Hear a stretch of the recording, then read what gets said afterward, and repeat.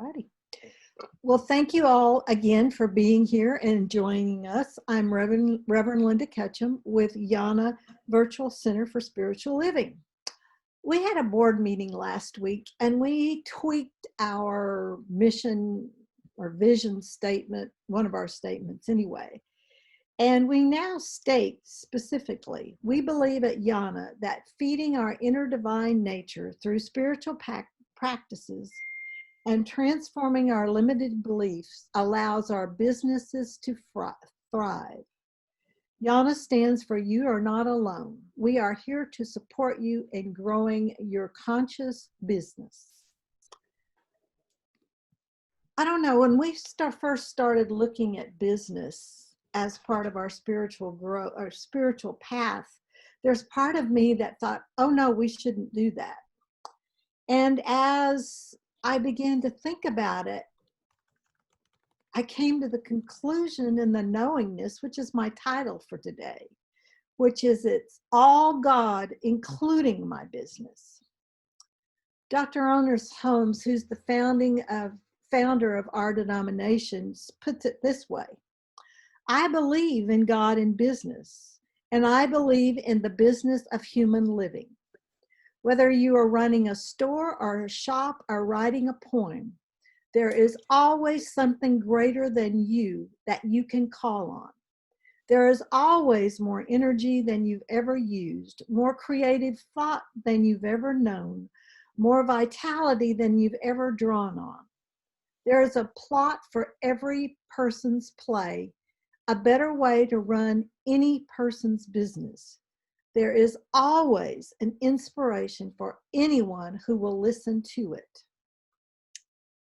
And he goes on to say, and this is the one that I needed to hear the most: it is a mistake to suppose that some things are spiritual while others are material, and that a sharp line can be drawn between spirit and matter. There is no variation in spiritual practice which underlies and governs all expression. Matter is spirit in form, conditions, spirit in many forms. The best business methods evolved from handling of affairs that are the ones nearest truth. All legitimate business, constructively handled, is in accordance with truth. The spirit expresses itself in everything, since God is all in all, and there is no dividing line between form and substance. To me, this says, and I've said many times before, it's all God. And it's not all God except our business. It is all God, including our business. So today we're going to think a little bit about how to include God more in our business. One of the things I've done, and I am a wedding officiant, so it makes it a little easier sometimes to include God, but I included God when I worked for the federal government. And believe me, sometimes that was an effort. And sometimes including God is the only thing that kept things going when they had hit a brick wall. One of the things I do as a wedding officiant, and anyone could do this, is I have a timer set on my phone that every afternoon at 2 o'clock, I am reminded to pray for my brides and grooms and to pray that all of those who need my services, who I could be of service with, are available and contact me. So I bless my current clients. I bless all the brides and grooms out there. And I bless any that want to use my service. One of the things Holmes also says is to believe in competition is altogether false and untrue. There is plenty to go around and an abundance left over. So when I pray for all the bride and grooms, I'm praying for everyone's abundance. And as a business owner or even an employee of a business, if you pray for the competition, if you pray for the people who are out there, you allow it to expand for everyone. Not only does your business thrive, but the other businesses in your area, in your category, also thrive. So the first thing we can do is remember to pray and bless our customers, clients, and all in that category and in that way. We bless everyone and we all grow. And the second thing that I have done as this is what I did when I worked for the federal government. I have been in some meetings that were not going well at all and were getting pretty nasty. And one of the things I learned to do was when things aren't going well, is to silently say, the Christ in me salutes the Christ in you. And until I was putting together this talk, I always thought that I shifted the energy in the other person, and I may have. But the one situation I'm thinking about the most, that was the most difficult, I believe that as I said silently over and over again, the Christ in me salutes the Christ in you, I softened myself, which allowed those around me to also soften. And we were able to come to an acceptable conclusion in a meeting that had gone on for 4 hours with nothing but conflict. So I highly recommend, if you're in a situation that feels uncomfortable or is not working well for your company or for you, to silently say, the Christ in me salutes the Christ in you, and allow it to take the sharp edges off of whatever is going on. We can do this in any business situation. I was thinking about some of you who are online today. Reverend Jane is a real estate agent, and she can always bless her clients, which I know she does. I know that her mission is to find the perfect property or perfect home for her clients. And I'm sure she prays on that and holds it in consciousness. And I would imagine she's also been in places where the Christ in me salutes the Christ in you might have come in handy. So hopefully she will put this in her tool bag. And as Lisa and Cheryl attract more clients to their business, they can maybe somehow remember each day to pray not only for new clients, but for all the clients that are out there, that they find the perfect person to work with them. Even if it's not Lisa or Cheryl, that they know that the perfect clients are drawn to them, and the clients are drawn to the perfect person.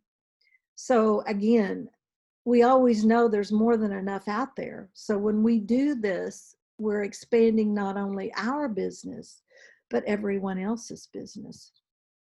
When I was thinking about this, Holmes also says a business is a distributing point for thoughts, ideas, and commodities. It is a place where they gather together and then send out along the routes of trade and commerce. We can't get along without business activity. We shouldn't think of them as something common or material or unspiritual. We should think of business as one of the activities of divine mind. And we should think of God in business in the most natural manner. As I was thinking about how to help us all bring God into our business at a different way, I thought of a process that I want to do today. And it's similar to visioning, but it's actually an intention setting process, which is different than visioning, in that we are looking for some specific guidance rather than we're open to whatever shows up as divine guidance, but we're also looking for some more specific things than we do in actual visioning. So this is an intention setting process that we're about to do. I would recommend, because of the limiting time, I'm not going to have much time for every question, But this will be on YANA's website, YANAVCSL.org.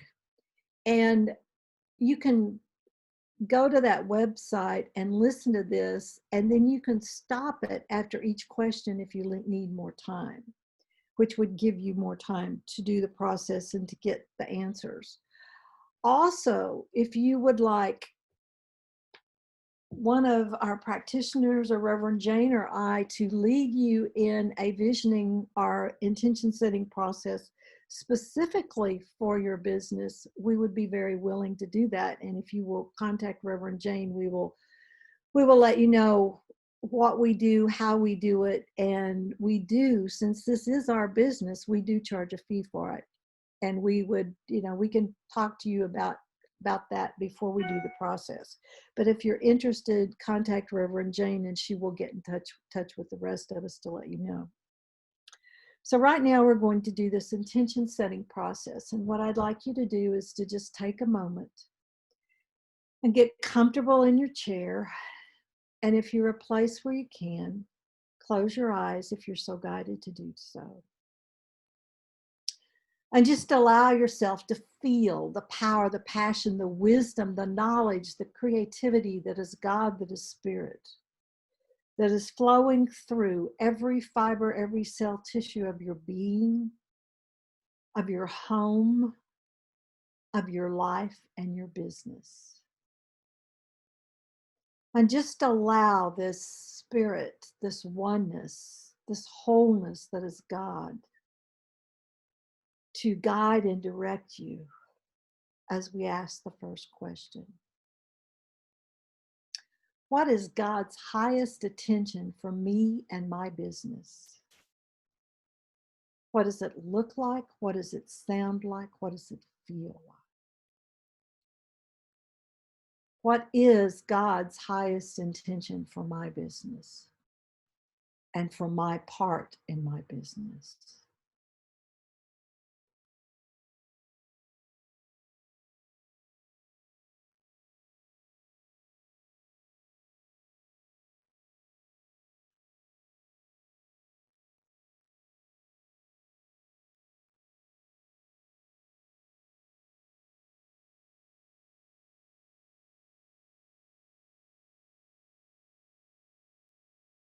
What is God's highest intention for me and my business?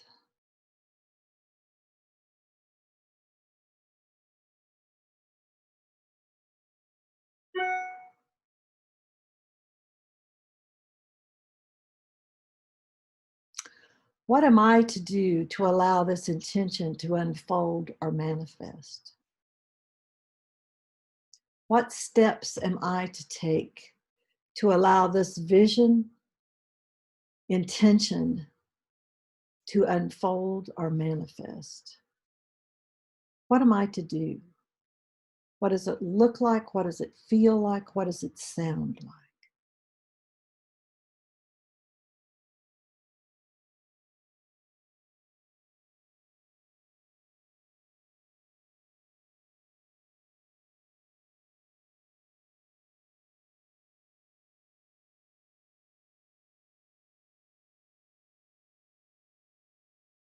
What am I to do to allow this vision to unfold?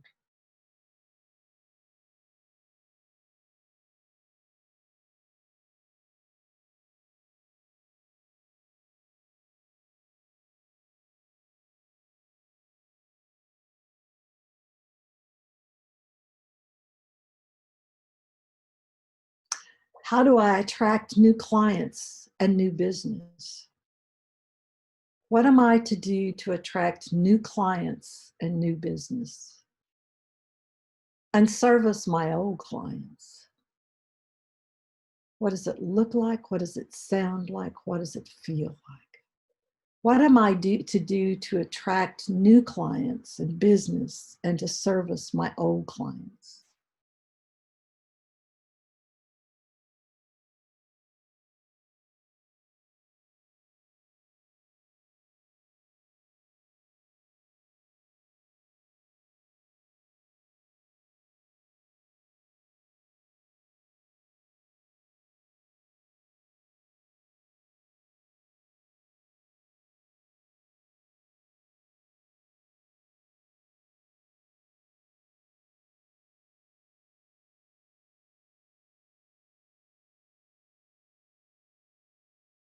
Giving thanks for what has been revealed and knowing that we will remember, we ask our next question. What blocks am I to release to allow this intention to unfold?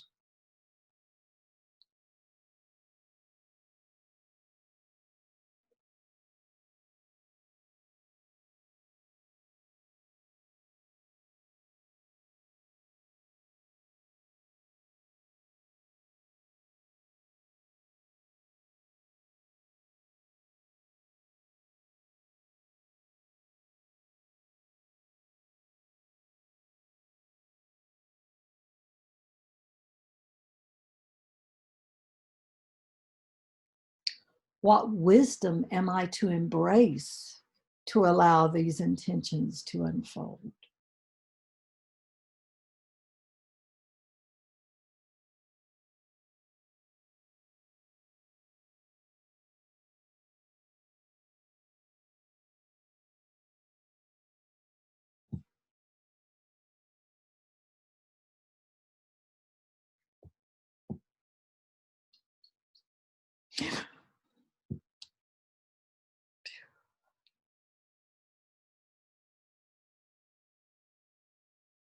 Is there anything else I need to know?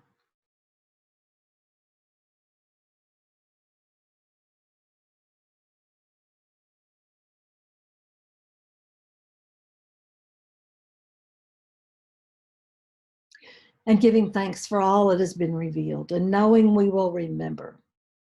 I give thanks for this time together. I give thanks for knowing God through and as my life, through and as my business, and through and as these loved ones.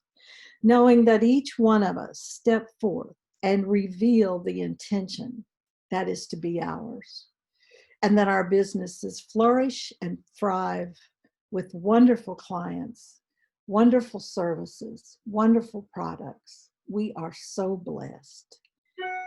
And knowing it is good and done in gratitude and thanksgiving, I say, thank you, God, and so it is.